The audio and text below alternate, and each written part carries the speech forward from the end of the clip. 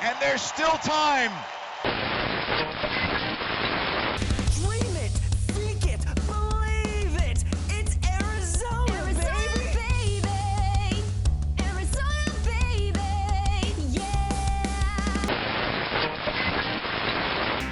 Bring on the substitutes and let the youngster make our day. Bring on the substitutes or make the seniors earn their pay. Bring on the substitutes before the minutes tick away. Bring on the substitutes and hear 10,000 voices. Hooray, hooray, hooray.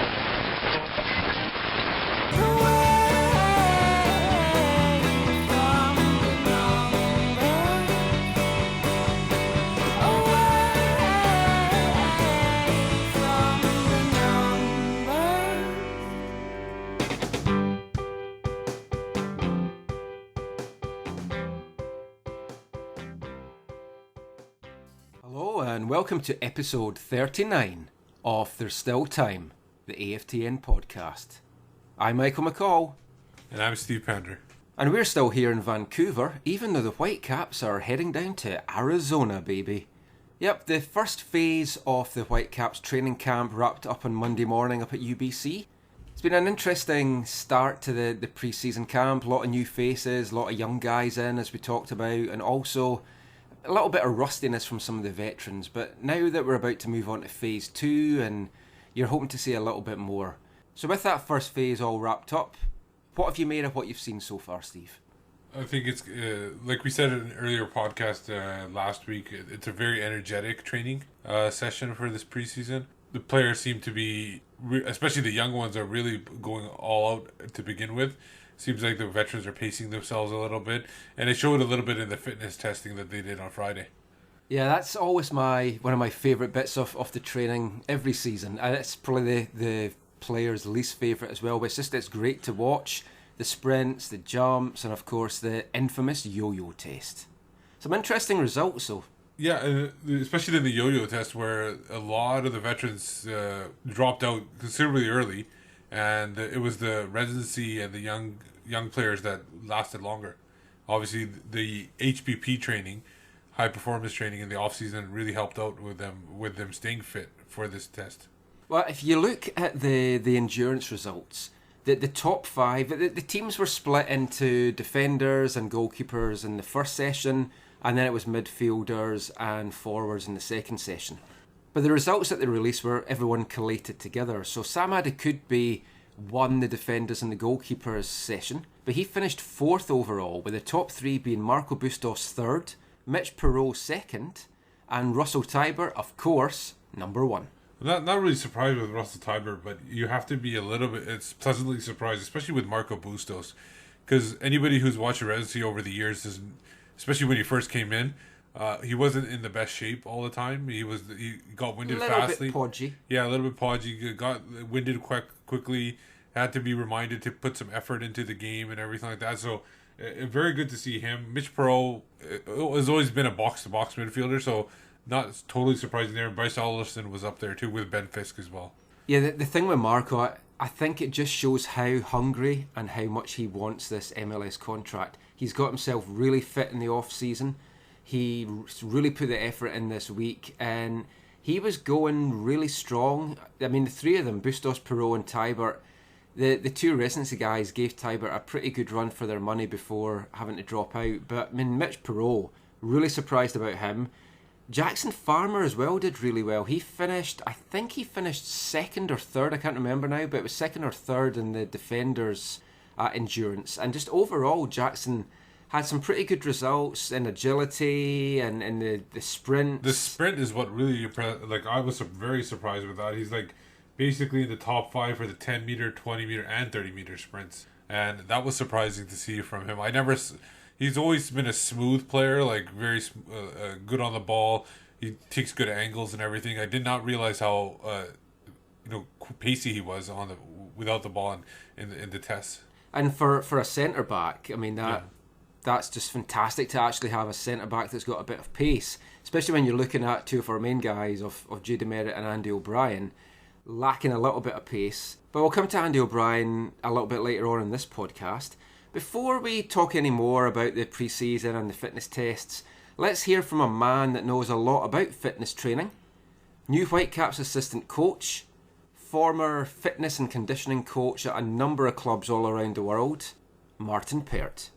Okay, well the testing is to give us an indication where the players are in terms of their levels from where they were last season, and also to give an indication of where we are as a squad, player against player. So it's a good idea to do it, and it's better to do it how we've done it, in terms of like giving 3 or 4 days to get used to training, get used to the pitch and the surface again, and then come out and do this battery of tests. And I'm sure we'll do this towards the end of pre-season to really illustrate the success of pre-season. They look good. They've looked good from Monday to now, really. The training's been good and lively, and they've worked really hard. So none of them look. There's no real bad ones. So I thought Andy O'Brien's done well. He's 34 years old. It looks like he's been working well in the off season. He's come back and he competed well in the Euro, tested well. Pleased. Now, we talked about some of the players that did well in the fitness training. I want to look at some names that didn't do so well, especially in the endurance, and dropped out. And I find some of it a little bit concerning. In the midfielders and forward section, the first person to crash out was Darren Mattocks. And we didn't have an exact time. He only did something like 10 to 12 rounds. Okay. He looked really, really shot by the end of it. And then the next ones to fall out in order were Nigel Reo-Coker, Gershon Kofi and Matt Watson. There's your midfield engine falling out of the endurance test. Do you think this is more about the veterans not maybe being ready for this test so early in the training camp, or do you think they'll pick it up a little bit in the future? I mean, Nigel showed last year that he has got an engine and he can run for a lot of the game. Gershon Kofi surprised me and kind of disappointed me by dropping out so early. This, to me, is quite a make-or-break season for Kofi, because if he doesn't go and continue to develop, and I think last season he kind of went a little bit backwards, I'm not sure that he's going to be considered to be a regular starter. So you would think he's going to come into pre-season and from day one, fight, compete, show his hunger, show how fit he is, and then he drops out really early in the endurance side of it. And I just find that really disappointing, and it does raise some concerns to me about just the general fitness. I know it's early days, but it does raise some general concerns for me about the fitness of our midfield, and it could be one of the things that then allows Carl Robinson to bring in the young guys, Bustos, Froze. And if you're looking for a DM, maybe someone like Michael Kafari, who has got quite a good engine on him, and Michael Calderon as well, another draft pick midfielder who regularly featured in the top for fitness and for speed at the combine. I mean, these guys could seize their chance if some of the guys that have been playing are showing that they're not up to the same level of endurance and agility as these new guys. Well, I think it's still a little early as well. They still have another 6 weeks to go to pick up their training, pick up their fitness. I don't think they do another one. I think this is the only fitness test they will do, or maybe they do one just before the season starts or something like that. But I'm not overly concerned right now.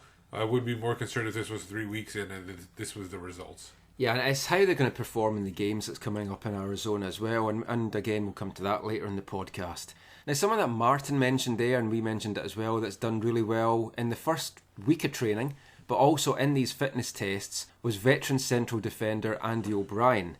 Now, we spoke with Andy after the fitness test on Friday, just to see his thoughts on pre-season so far, and what advice he can give some of the young players trying to make the grade and earn a spot on the MLS roster.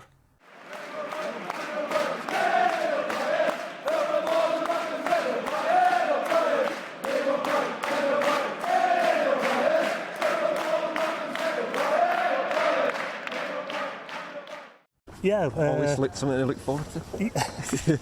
yeah, I suppose there's no hiding place for the yo-yo test, but it's our first weekend, so hopefully we'll be looking to improve on our statistics as the pre-season goes by. But yeah, it's been enjoyable.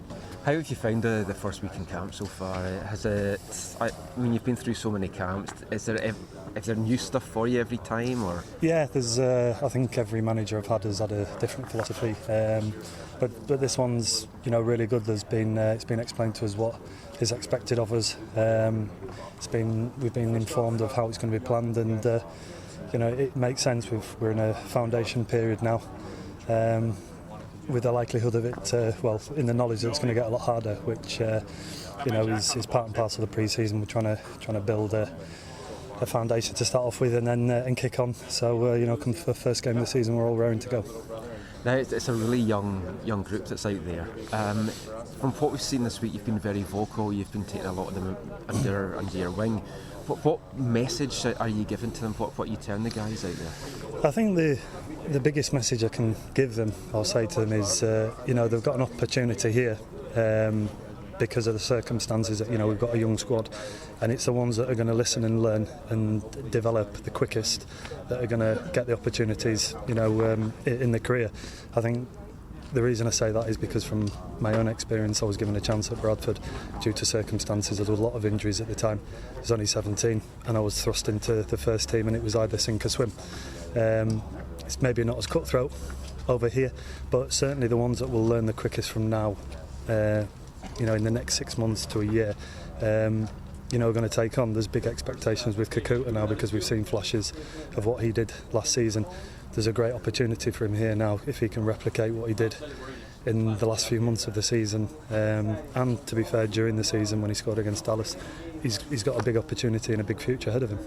We've spoken to a couple of the players this week, and they've all said that this young group, if they can get kept together for a couple of years and really thrive, that this club's got a potential to have something special. Do you think that? Yeah, I do. Yeah, there's. I think it was interesting. I was training with the HPP players, and I didn't know all the names, but there was water bottles with everybody's name on, the holders, and I just looked at them and I thought that not every single one of them players is probably going to, make it through to the Whitecaps first team. But again, I keep repeating myself, it's the ones that they're going to get an opportunity. They've got a great opportunity. They've got a manager who believes in, the younger players, who've already seen. He's already seen the younger players develop.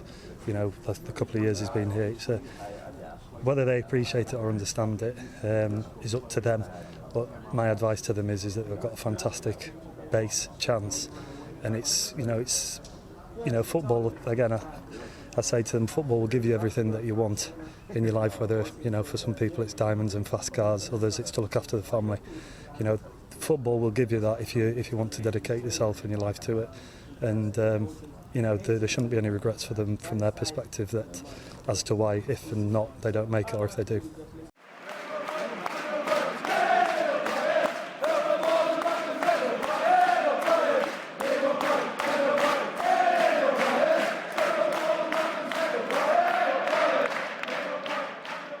So that was Andy O'Brien talking about the fitness training on Friday. Now, today, before they went to Arizona, they were also on the pitch in the morning. They did a little bit of possession training in a small rectangular, and then they had a 50-yard scrimmage, half a field, where they were really working on possession, and then when the possession was lost, counterattacking. And it was interesting to see their movement. They seem to be moving out wide quite a bit whenever the counterattack would happen, and seeing how the wide people would work the ball into the middle. One of the players that impressed once again was Marco Bustos, who set up Darren Maddox with a nice pass, and Darren Maddox actually finished it for once. Also, another guy that was pretty impressive, I know he's not your choice, but as a backup right back, but Ethan Sampson seemed to really be pushing the ball forward, and he actually scored a bullet of a shot from outside the box. Sampson also impressed in the fitness tests. I mean, he finished in the top 5 in a lot of categories. I still am not sure on him because of what I saw from him in PDL action last year. Now, Sampson might be one of these players that struggles at the lower level at PDL, but if you put him in against the top professionals, maybe even get him some minutes in MLS or at Charleston or whatever, he might actually be a guy that's going to thrive. It's still a battle at the moment between Sampson and Cyrus, because they've paid so much money for Beitashour. I mean, we talked about this last time. I can't see them spending any more money on a backup. So you have to think it's going to be one of these two guys. One of these guys is going to be the new kind of Greg Klazura, I guess. Yeah, I think because of the extra international spot they picked up, that gives a chance for Ethan Sampson to be there. They have invested a full year into him already. Cyrus is definitely the big advantage for him is he's a domestic player. So if there's a tie, you'd think they would go domestic instead of international, but then you never know because, like we said, he has been played for a year for the Whitecaps and been in the organization. And it's a chance that they'll keep one or both of them around and send whoever doesn't make the MLS roster down to Charleston. Yeah. So, one thing we should mention that we were talking about Samson, but Cyrus has been impressive too in camp, in the scrimmages and stuff like that. And he did feature in the top 5 as well in a number of categories. And he's the guy that I'm kind of rooting for. He's the guy that I want to make it in. Not just because we did his first interview when he came to the Whitecaps, but just because I've liked what I've seen from him. And what I'd read about what he did at Maryland as well, I liked that as well. So after the training session, we were given an opportunity to talk to the head coach, Carl Robinson, for a few minutes and ask him about what he's looking for in his first trip to Arizona as the head man and how he's going to bring this team together. And just his general thoughts on how the preseason camp has gone so far. Yo, Carl Robinson, you're back again. If you do this again, pretty soon we'll be friends. You're the newest member of my Fully Sick faction. Got your rhymes locked, loaded, ready for action. So, your overall thoughts on the first week of camp? It's been great. It's been very competitive. It's been sharp. It's obviously the first week is always a tough one because it's getting the players back into the groove and back into good habits and things like that. So we've taken it maybe 80% of the first week. We'll step up another level now when we go to Arizona because it'll be a little bit warmer and we'll be obviously on grass with an open complex of being able to do double and triple sessions. So the first week has been very good, but there's still a lot of work ahead. The residency kids and all the other young players have really impressed so far in this first week. Sorry. Yeah. What do they need to do in the matches that are coming up to really impress you and see Well, what they can do? They need to take their training ground performances off across to the actually matches because I've known many a player that are great training ground players and it comes to a Saturday and they don't perform, and that's something I want to get out of players is I want to train the way you're going to play, but when you do that you're obviously putting demands on yourself, and then it's a different pressure when you step across that line on a Saturday because you've got 20,000 plus that want you to do well, and suddenly the pressure becomes a little bit different. But I'm going to try and instill that in them, that whether you're training or playing you have the same desire, mentality and work ethic. When you are in Arizona for the games, is there a plan to mix it up with the lineups, or are you looking for playing the veterans with the veterans? Yeah, no. I'll be looking at an overall scenario of getting as many players as many minutes as I can, and there will be certain combinations I'll try out, and there'll be certain combinations that I don't because I've seen them before. So it's just trying to find the right mix, and we've got a game against Indy 11 and 2 games against Seattle, so all the young lads will get opportunities and the trialists will get opportunities, and it's the first week of games. We've got 7 games I think in total, so the last 3 games of pre-season will then suddenly be focused on more team scenario, but at the moment it's just working about getting back into the groove and combinations. The veterans, a lot of people say veterans pace themselves for especially the first week of camp. Were there any, based on that and the fitness training on the Friday, were there any pleasant surprises or disappointments that you had, or were there everything expected? I think you can look at I'm sure every club has their own view on veterans. I've been in that scenario, so I knew my body better than anyone, and I've spoke to all the veterans individually as well. And the one thing you get with veterans is that they usually know their body and know how to come back and what shape. I don't judge them from day one. I judge them over the period of 6 weeks of pre-season. So, it's important. Come those 6 weeks, they need to be in tip-top shape, because if they're not, then obviously that's a worry. So, I'll work with each of them individually and work with the best route of getting them to the top fitness come day one. Your thoughts on Mitch Perot, who's been kind of like an under-the-radar residency player. He's not talked about as much as Bustos or Froze and all the other guys. So what do you your thoughts on him and his performance? He's been great. I've known a lot about Mitch, obviously, through Gordon last year, and he's one of these that goes unnoticed. He does everything very well without being the superstar of scoring goals or nutmegging someone or getting crowds off their feet, but he's very vital in any team, and I think he's come in and he's actually adapted very well, and I've been very impressed with him. What are some of the characteristics that you look for in young players that translate from off the pitch to on the pitch success? Well, I want them to have a bit of character about themselves. I know everyone's different, and me coming from Wales, the background where it's very quiet and very trustworthy, I was, taught to grow very quickly, and I'm trying to get the character out in these young players.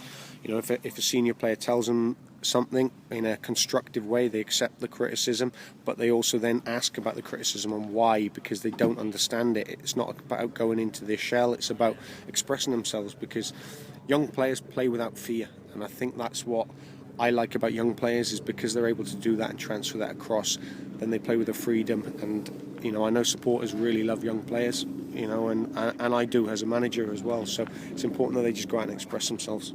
After 1 week, can you start forming a framework for the lineup, or is it too early at this point? And like including who might be loaned out and everything. I've got a fair idea. Yeah. Obviously, things might change when the first couple of games go on, but there's reasons and methods about why we're doing things with regards to training sessions and the fitness and the defensive side, the attacking side, but there's also reasons why we might loan guys out for the purpose of that, short, medium and long term as well. So there's a lot of planning that goes into place, and I certainly had a 6 or 7 week period before I actually got the job that I thought what I would do with this group of players, and obviously now I'm able to put that in place. With going to Arizona, if there was one thing, what would you look to be successful on the pitch, and one thing that you would want to do off the pitch that make you successful as a team? I think we need to build a spirit and a camaraderie about the team and about the group, and I think when you've got young players that helps, because like I said there, they have no fear and they play with freedom, and I want energy in the team, and I think you get that with young players.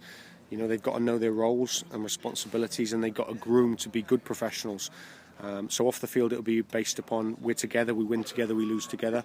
On the field it'll be based upon being hard to beat. I think there was too many times last year where there was questions about did we really want it, and did it look as if players wanted to wear that shirt with pride. Well, that's going to change, and still in a competition in my squad for places in the team, but also in the environment of the minimum we come is to work with is 100%. And I said the ability these young players and these senior players have got, if we do that and we compete and we fight every day, then the football takes care of itself. And I want to be an attacking, free-flowing coach with all the systems imaginable, with movement and rotation and things like that, but we need to be hard to beat, and I think if I instill that from day one, which I have done, then we're on a good footing. A lot of people say that veterans rub off on young players. Yep. Do you think it goes the other way? Even if they're young players don't realize it, that they rub off on the veterans and get them more youthful and everything? Yeah. Of course they do. They test young players, and the reason I like young players is because, like I said, they put older players under pressure, because there's nothing worse when you're an older player than when a young player wants your place. If it's another senior player, well, sometimes they do and they don't, and they're out of form, and they know how hard to push them. Young players push themselves to the limit every day, and I think if they're competing with a senior player in that position, then and they've got a coach that's open to giving young players chances, then I think it rubs them the right way. Yes. Okay, thanks a lot. Okay. Oh, guess who's been on the job today? You have in your big show. I said, guess who's been on the job today? You have in your big show. Yes, I've been on much of the day, because I've got very big shorts. Oh. As anyone that's listened to Carl Robinson in this off-season will know, if anyone is going to be a manager in MLS that's going to play young guys this year, Carl Robinson's going to be that guy. And from speaking informally to the coaches at training this week, they all believe that a number of the young players that we've seen in camp, if they get the roster spot, they're going to get meaningful minutes this year. Yeah, and they're going to be, with their trip to Arizona, they're playing 3 games there. The first one's going to be against Indy 11, where you kind of probably expect, because it is a semi-pro team, you expect a lot of their trialists and young players to be playing in that one. That's definitely the match to kind of see what these guys have. Probably see a lot of the residency guys starting and coming on as sub. Samson and Cyrus, you'd imagine, would have a half each in the right back role. Maybe see Christian Dean starting with Jackson Farmer in the centre of defence. So that game's not streamed, but that would be a fantastic game to watch, because you're going to get a really good gauge as to what these players are like. And this is the key now. They have to go down to Arizona and not just perform well in training. They have to now go and show that they can play in matches and deserve a spot on the MLS roster. Yeah, and then they play 2 games against Seattle, and those are the probably the Thursday game is the one where they're going to see a lot of veterans playing, closer to what their starting 11 is. I think they're probably mixing some young players in there as well. And then Sunday, that's the game that's going to be streamed from Tucson. Once again against Seattle, so they're playing 2 games against Seattle. That one I think as well will be, because it's about 3 days. That'll be more of a mix between the two. I think we'll see a lot of substitutions in that. You might even see 3 periods instead of 2 halves. I know that they did that a lot last year. They played 120-minute games. And that game is going to be streamed on MLSsoccer.com, so it's a chance for everyone back home to kind of watch that. But one thing we should mention also about Arizona, because it is the U.S., it's easier to get people into the U.S. for trials and everything like that, instead of having to deal with a Canadian visa. I think you're going to see a lot of trialists in this camp. This is where you're going to see a lot of players come into camp on trial. It's easier for them to get people into America instead of working with the Canadian visas. So, and we've heard that there will be at least one signing announced during their time in Arizona, as long as they can cross all the T's and dot all the I's, and also make sure that MLS approves of the contract and everything. We don't know if it's going to be through a loan or it's an all-out signing and everything, but it will be an attacking player, most likely somewhere in the midfield, somebody who can provide goals from the midfield. And that's good to see, because there are definitely still holes in the squad, as we've discussed. And it was also one of our talking points that we put out on Twitter this week. We asked listeners to let us know what their one big fear about the Whitecaps squad as it stands right this minute, what their one big fear about it is for the rest of the pre-season going into the MLS season.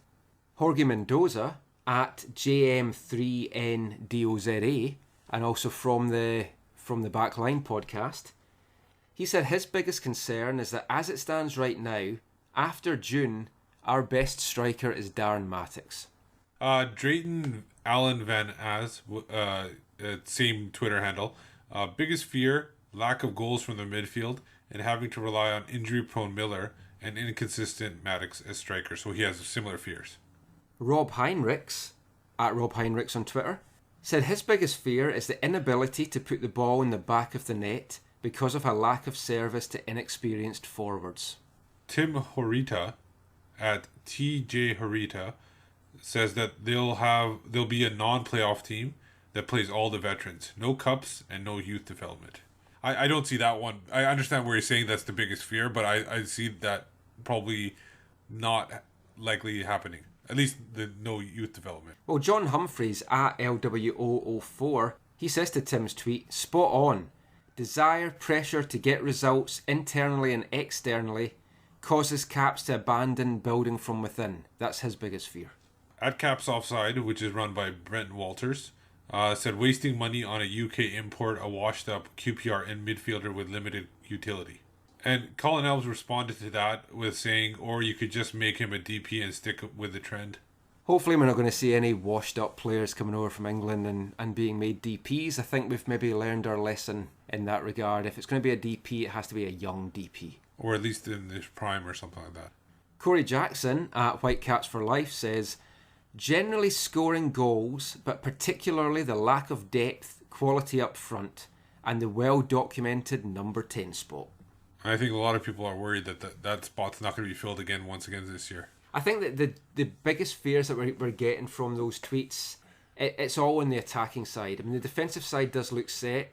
It should be. We've got 5, possibly 6 central defenders back there. I don't know how more set you can get with that. I know. Unless we're going to go for a Craig Levein, Scotland type defence with no one up front and just pack the back.